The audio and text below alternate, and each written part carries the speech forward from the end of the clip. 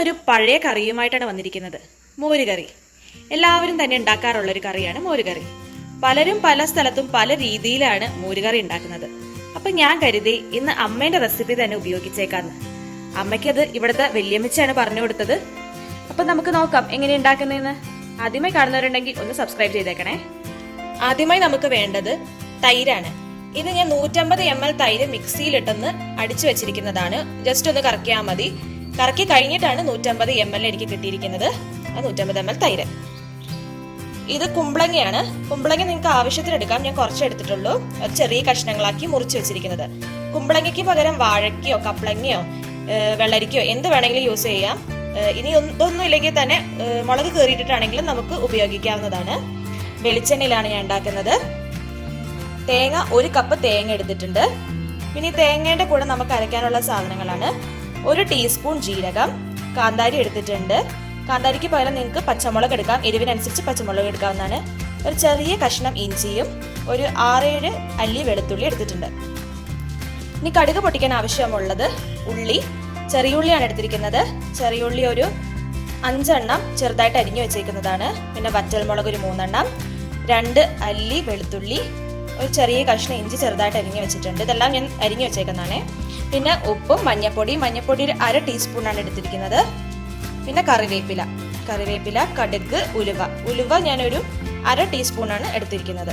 പിന്നെ കുറച്ച് കായവും വേണം. ഇത്രയാണ് സാധനങ്ങൾ. നമ്മൾ മോരുകറി ഉണ്ടാക്കാൻ ഉദ്ദേശിച്ചിരിക്കുന്ന പാത്രം അടുപ്പത്ത് വെക്കുക. എന്നിട്ടൊന്ന് തീ കത്തിക്കുക.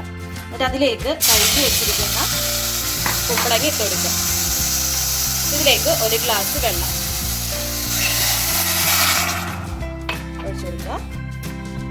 അതിലേക്ക് ഇനി ഉപ്പും മഞ്ഞൾപ്പൊടിയും ചേർത്ത് കൊടുക്കണം. മഞ്ഞൾപ്പൊടി,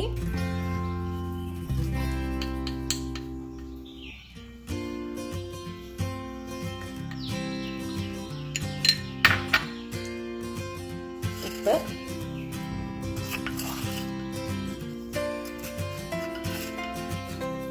ഇനി നമുക്ക് വേവുന്ന വരെ അടുപ്പത്ത് മൂടി വെക്കുകയാണ് ചെയ്യുന്നത്. വേവിക്കുമ്പോഴത്തേക്കും വെള്ളം വറ്റി പോകുന്നുണ്ടോന്ന് ശ്രദ്ധിക്കണം കേട്ടോ.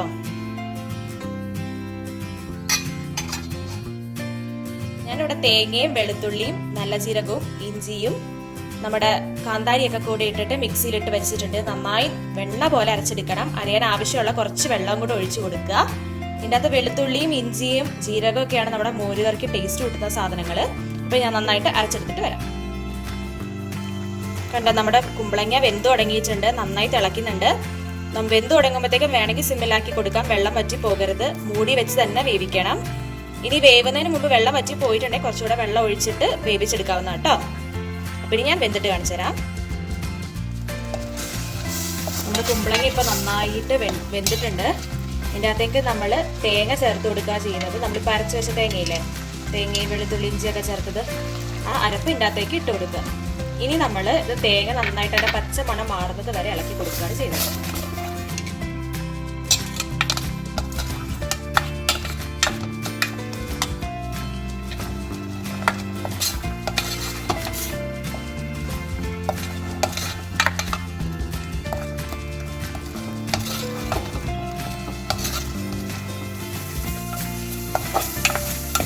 നമ്മുടെ തേങ്ങയുടെ പച്ചമണമൊക്കെ നന്നായി മാറിയിട്ടുണ്ട്. ഇനി ഇതിനകത്തേക്ക് നമ്മുടെ മോര് അടിച്ചു വെച്ചതുണ്ടല്ലോ, തൈരടിച്ചു വെച്ചത്, അതിന് ഇതിലേക്ക് ചേർത്ത് കൊടുക്കുകയാണ് ചെയ്യുന്നത്.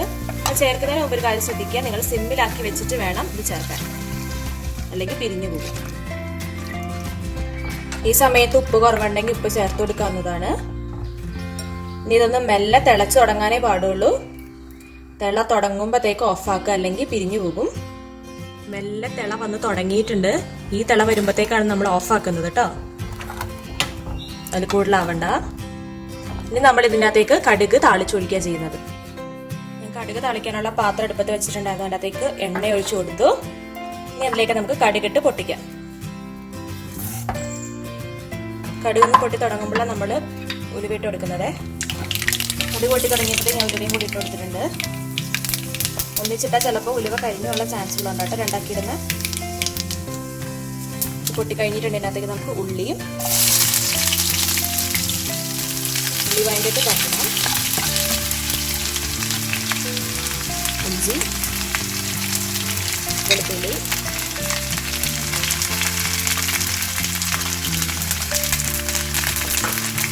കറിവേപ്പില. ഇതിലേക്ക് നമ്മുടെ വറ്റൽമുളക് കൂടി ഇട്ട് കൊടുക്കാം. പൊട്ടിച്ചിട്ട് വേണം ഇട്ട് കൊടുക്കാൻ.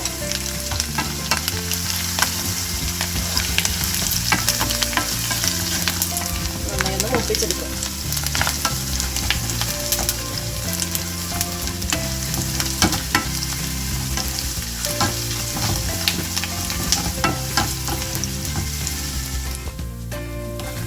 നമ്മുടെ ഉള്ളി നന്നായി മൂത്തിട്ടുണ്ട്. നമുക്ക് തീ ഓഫാക്കാം.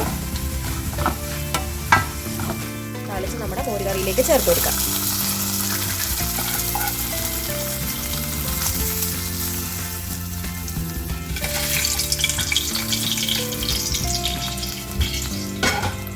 നല്ല അടിപൊളി താളിച്ച മണം വരുന്നുണ്ട്.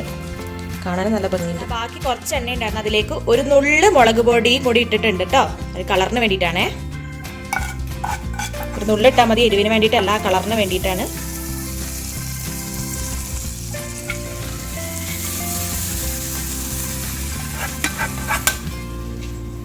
അടിപൊളി. അവസാനമായിട്ട് നമുക്ക് ഇതിൻ്റെ അകത്തേക്ക് ഒരു 1/4 ടീസ്പൂൺ കായും കൂടെ ചേർത്ത് കൊടുക്കാം. കായ്പൊടിയാണ്. നന്നായി നമുക്ക് ഇളക്കി യോജിപ്പിക്കാം. നമ്മുടെ ചോറിൻ്റെ കൂടെയൊക്കെ അടിപൊളിയായിരിക്കും ഈ മോരുകറി. ഒരു മീൻ വറുത്ത കൂടെയൊക്കെ ഉണ്ടെങ്കിൽ സൂപ്പറായി. നമ്മുടെ അടിപൊളിയായിട്ടുള്ള മോരുകറി റെഡി ആയിട്ടുണ്ട്. നിങ്ങൾ ഇങ്ങനെയല്ല മോരുകറി ഉണ്ടാക്കുന്നെങ്കിൽ തീർച്ചയായിട്ടും ഇന്ന് തന്നെ ഇച്ചിരി മോര് എടുത്ത് കറി വെച്ച് നോക്കൂ കേട്ടോ. ഉറപ്പായിട്ട് നിങ്ങൾക്ക് ഇഷ്ടപ്പെടും. അപ്പോൾ ആദ്യമായി കാണുന്നവരുണ്ടെങ്കിൽ ഒന്ന് സബ്സ്ക്രൈബ് ചെയ്തേര്. നിങ്ങൾക്ക് എൻ്റെ വീഡിയോ ഇഷ്ടപ്പെട്ടെങ്കിൽ ലൈക്കും ചെയ്യണം കേട്ടോ. അപ്പോൾ നിങ്ങൾക്ക് ഇനി എന്തെങ്കിലും ഡിഷ് വേറെ കാണണമെന്ന് ആഗ്രഹം ഉണ്ടെങ്കിൽ ഒന്ന് കമൻറ്റ് ബോക്സിൽ അറിയിച്ചാൽ മതി. ഞാൻ ഉണ്ടാക്കി കാണിച്ചു തരുന്നതായിരിക്കും. അപ്പോൾ അടുത്ത പ്രാവശ്യം കാണുന്നത് വരെ ബൈ.